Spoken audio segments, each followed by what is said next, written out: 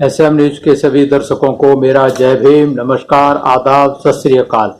मैं वीरेंद्र सिंह आप सभी का स्वागत करता हूं एसएम न्यूज द्वारा शुरू की गई सीरीज बाबा साहेब, साहेब कांशीराम, कुमारी मायावती, बहुजन स्वाभिमान बसपा।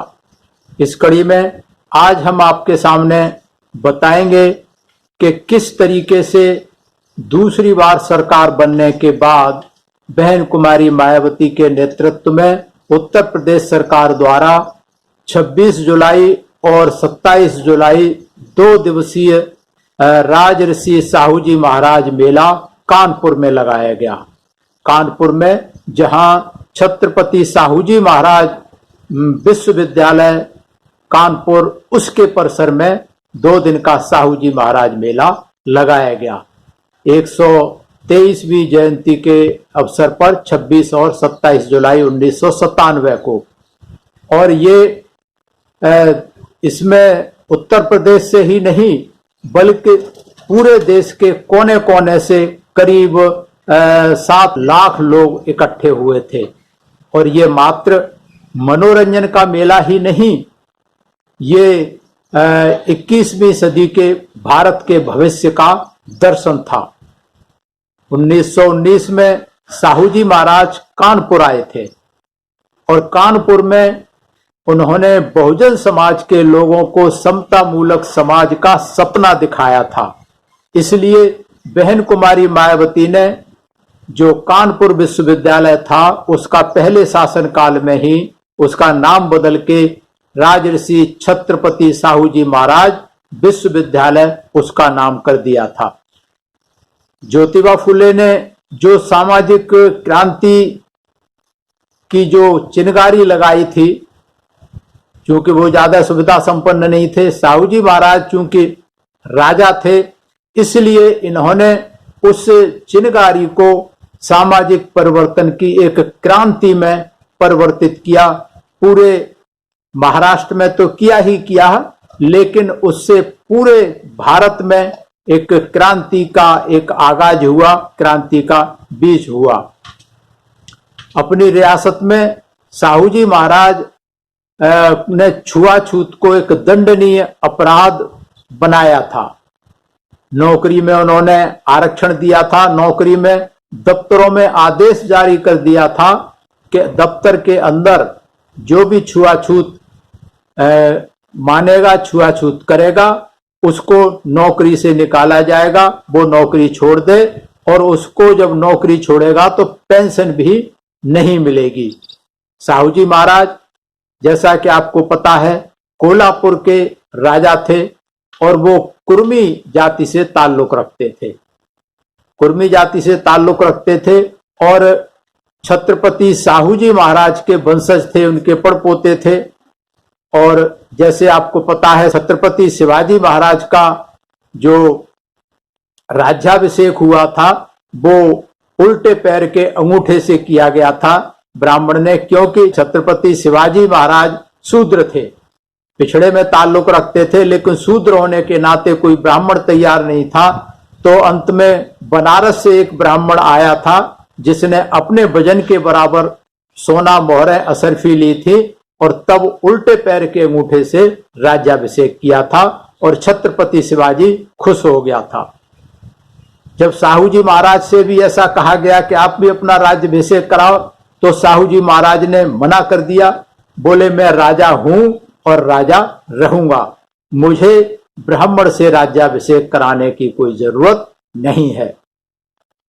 तो जब उनके परदादा का याद दिलाया गया छत्रपति शिवाजी का, बोले उन्होंने भी कराया था, तो उन्होंने कहा कि छत्रपति शिवाजी को अपने मान सम्मान और स्वाभिमान का एहसास नहीं था, इसलिए उन्होंने पैर के अंगूठे से अपना राज्याभिषेक करा करके अपना अपमान कराया था। मैं ऐसा अपमान नहीं कराना चाहता, मैं राजा हूं और राजा रहूंगा। तो जो ज्योतिबा फुले ने क्रांति शुरू की थी, ज्योतिबा फुले चूंकि सुविधा संपन्न नहीं थे, उन्होंने अपने पूरे जीवन काल में ज्योतिबा फुले और सावित्रीबाई फुले ने 18 प्राइमरी स्कूल खोले थे और इसके साथ में विधवा विवाह और निराश्रित विवाह, बच्चों के लिए रहने की जगह, अंतरजातीय विवाह, महिला सशक्तिकरण की जो शुरुआत की थी साहू जी महाराज ने, उसको बहुत आगे तक बढ़ाया। साहू जी महाराज ने अपनी रियासत में हाई स्कूल, इंटर कॉलेज बनाए, लाइब्रेरी बनाई और रहने के लिए हॉस्टल बनाए अलग अलग जाति के हिसाब से। और ये आदेश था सारे जितने भी स्कूल थे, सरकारी स्कूल या निजी स्कूल जिनसे सरकारी सहायता मिलती थी, कि कहीं भी कोई छुआछूत का नहीं होगी, और अगर छुआछूत की कहीं से शिकायत आएगी तो फिर उस संस्थान की जो सरकारी ग्रांट मिलती है उसको बंद कर दिया जाएगा, और जो छुआछूत करेगा उसे दंडित किया जाएगा। तो इस तरीके से जो कानून बनाए, सिर्फ कानून नहीं बनाए, उन्होंने सख्ती से लागू किया। छत्रपति साहू जी महाराज ने शूद्रों के, पिछड़ों के, दलितों के होटल के खुलवाए, उनकी चाय की दुकानें खुलवाई, और उन होटलों पे, चाय की दुकानों पर खुद भी खाना खाने जाते और चाय पीने जाते। तो जब एक राजा जाएगा तो फिर बाकी लोग भी जाने को मजबूर होंगे। साहू जी महाराज हमेशा दलितों और पिछड़ों के साथ में अपना संपर्क रखते थे, उनके साथ उनका उठना बैठना रहता था। साहू जी महाराज ने जो काम किए वो कोई साधारण व्यक्ति या राजा कोई कर नहीं सकता। साहू जी महाराज ने छुआछूत को दंडनीय अपराध अपने उसमें बनाया था, और 23 अगस्त 1919 को उन्होंने एक आदेश जारी किया था कि जो निजी संस्था या सरकारी संस्था में छुआछूत करेगा उनकी सरकारी सहायता बंद कर दी जाएगी। 26 जुलाई 1902 को आरक्षण में 50% आरक्षण अपने पूरे सरकारी जितने भी थे राजा के, उसमें 50% की आरक्षण की घोषणा कर दी थी, व्यवस्था की थी। और ये सिर्फ घोषणा ही नहीं की थी, इसे कड़ाई से लागू भी किया था। और उन्होंने बहुत सारे पुस्तकालय, विद्यालय, वाचनालय, तालाब बनवाए, अखाड़े बनवाए, बाजार बनवाए, कारखाने बनवाए, और उन सभी में ये आदेश था कि ये सभी जात बिरादरी धर्म के लोगों के लिए खुले हैं, सबका वहां मान सम्मान होगा, जो भी आएगा कोई भी छुआछूत कहीं भी नहीं बरती जाएगी। जो ज्योतिबा फुले ने सामाजिक क्रांति की चिनगारी लगाई थी, साहू जी महाराज ने उसे सामाजिक परिवर्तन की एक क्रांति की एक ज्वाला बना करके तब वो अमर हो गए साहू जी महाराज।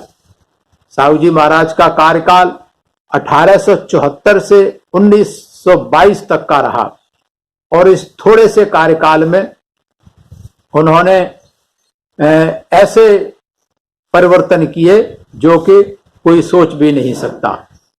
तथागत गौतम बुद्ध के बाद ब्राह्मणी व्यवस्था पर अगर किसी ने चोट की तो वो साहू जी महाराज थे, जिन्होंने अपने राज्य में, अपने शासनकाल में ब्राह्मणी व्यवस्था को उखाड़ करके फेंक दिया था। बाल गंगाधर तिलक जो कि बड़े देशभक्त बनते थे, उन्होंने राजऋषि साहू जी महाराज को ब्राह्मण द्रोही करार दिया था। ये मानसिकता थी उस समय देश के चलाने वालों की, जो देश की आजादी की बात कर रहे थे। ये जातिवादी मानसिकता से ग्रसित लोग थे, जो कि इस तरीके के बराबरी की या समता मूलक समाज की कल्पना भी नहीं कर सकते थे, बल्कि साहू जी महाराज जिस काम को कर रहे थे उसका भी वो हमेशा विरोध करते रहे। और तिलक क्या, उस समय जितने भी ब्राह्मणवादी स्वतंत्रता तथाकथित देशभक्त थे वो सभी विरोध करते रहे साहू जी महाराज का। साहू जी महाराज ने इतना ही नहीं, बहुत सारे इन्होंने और भी काम किए।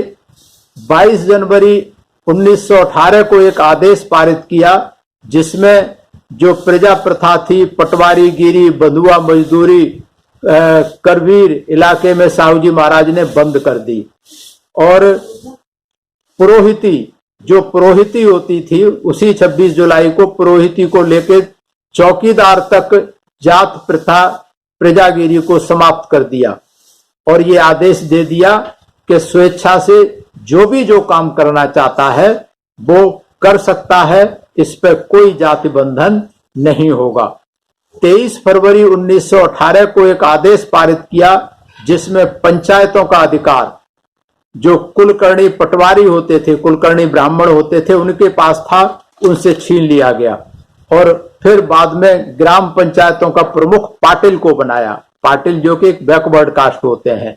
गांव का कामकाज जो है वेतनभोगी पटवारी द्वारा किया जाएगा, जो सरकारी नौकरी होगा और जिसमें सभी जाति के लोगों को जाति की जनसंख्या के अनुपात में नौकरी दी जाएगी। और ब्राह्मणों की सब चूंकि कम थी तो ब्राह्मण बहुत कम रह गए। और भारत में पहली बार साहू जी ने जनसंख्या के आधार पर आरक्षण प्रदान किया था। साहू जी महाराज ने 9 जुलाई 1917 के एक आदेश के अनुसार ग्राम प्रधान और चौकीदार की सरकारी नौकरी कर दी, जो कि पहले ब्राह्मण हुआ करते थे। मंदिरों की संपत्ति पर सरकारी अधिकार का घोषणा कर दी और जितने भी देवस्थान थे, मंदिर थे, उनका कार्यभार सरकार का होगा। जुलाई 1917 में साहू जी ने पुनर्विवाह तथा 19 फरवरी 1918 में अंतरजातीय विवाह कानून पारित कर राष्ट्रीय एकता को मजबूत आधार प्रदान किया। अक्टूबर 1920 में साहू जी महाराज ने हिंदू संहिता बना ली और करवीर राज्य में इसे लागू कर दिया। बाबा साहब ने जो हिंदू कोड बिल बनाया था वो इसी के आधार पर बनाया था। इस तरह से उन्होंने फरवरी 1922 को दिल्ली में अछूतों की सभा की अध्यक्षता साहू जी महाराज ने की और उन्होंने इसे लोगों को मानव मुक्ति के संघर्ष के लिए तैयार किया। साहू जी महाराज ने जो कुछ भी किया रिजर्वेशन के आधार पर अपने रियासत में, उसी को आधार मान के अंग्रेजों ने जब भारत में सेकंड इंडिया एक्ट 1935 बनाया तो आरक्षण की बहुत सारी जो प्रावधान किए थे वो साहू जी महाराज के कार्यों को देख करके किए थे। साहू जी महाराज इस तरीके से समाज में क्रांति का अलख जगाते हुए 6 मई 1922 को हमेशा हमेशा के लिए हमारे बीच से चले गए। लेकिन जो काम करके गए आज तक बहुजन समाज उनका ऋणी है, हमेशा ऋणी रहेगा। जो उन्होंने समाज सुधार के काम किए, जो कानून किए, जो कड़ाई से लागू कराए, उसके लिए उस समय की ब्राह्मणी व्यवस्था ने तरह तरह से उनका चरित्र हनन किया। उनको ढेड़ों का राजा कहा गया, उनको चमारों का राजा कहा गया, उनको पागल करार दिया गया।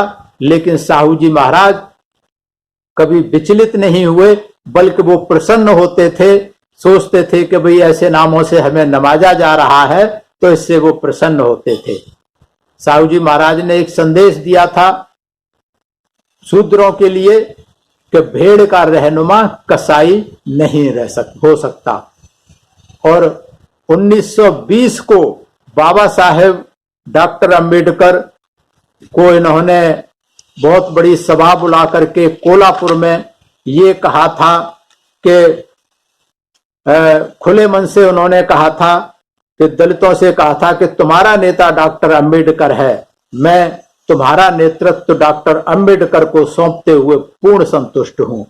तो इस तरीके से उन्होंने बाबा साहब को भी बहुत ही मदद की थी इस मामले में और पूरे लोगों को यह बताया था कि बाबा साहब आगे आपका नेतृत्व करेंगे। तो इस तरीके से साहू जी महाराज ने उस समय की व्यवस्था से कितना संघर्ष किया, कितना लोहा लिया और वो घबराए नहीं, डरे नहीं, बहादुरी के साथ इस ब्राह्मणवादी व्यवस्था का मुकाबला किया और अपने राज्य से ब्राह्मणवादी व्यवस्था को उखाड़ करके फेंक दिया, तहस नहस कर दिया।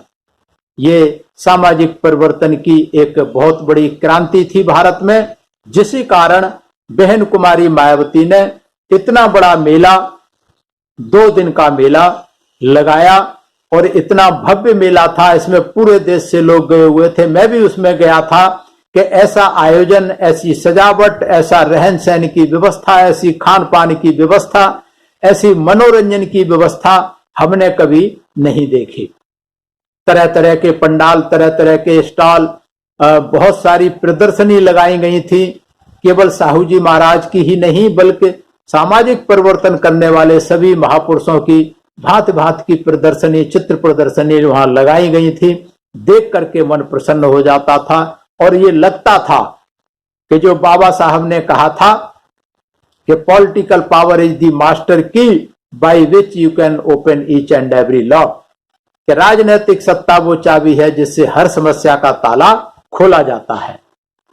तो ऐसा भव्य आयोजन मैं सोचता हूं कि कोई व्यक्ति या कोई संस्था नहीं कर सकती, जो कि बहन कुमारी मायावती ने उत्तर प्रदेश की मुख्यमंत्री बनने के कारण, सत्ता मिलने के कारण इतना बड़ा मेला का आयोजन किया, जिससे पूरे देश के लोग एक संदेश लेकर के गए कि जो सामाजिक परिवर्तन की लहर साहू जी महाराज ने शुरू की थी वो रुकने वाली नहीं है। बहुजन समाज पार्टी उस लहर को रुकने नहीं देगी। और इसलिए आज मैं नौजवानों को खास करके ये कहना चाहता हूं कि उस भव्य मेले से, अगर आपने देखा नहीं, जिन्होंने देखा वो समझ सकते हैं। मैं ये कहना चाहता हूं आज के नौजवानों से कि आज जो छुटभइये नेता पैदा किए जा रहे हैं, इस सामाजिक परिवर्तन की आंधी को रोकने के लिए जो कि बहुजन समाज पार्टी द्वारा चल रही है, सारे मीडिया के लोग, सरकार के लोग बहन जी को डरा नहीं पाए, धमका नहीं पाए, दबा नहीं पाए, उनको खरीद नहीं पाए।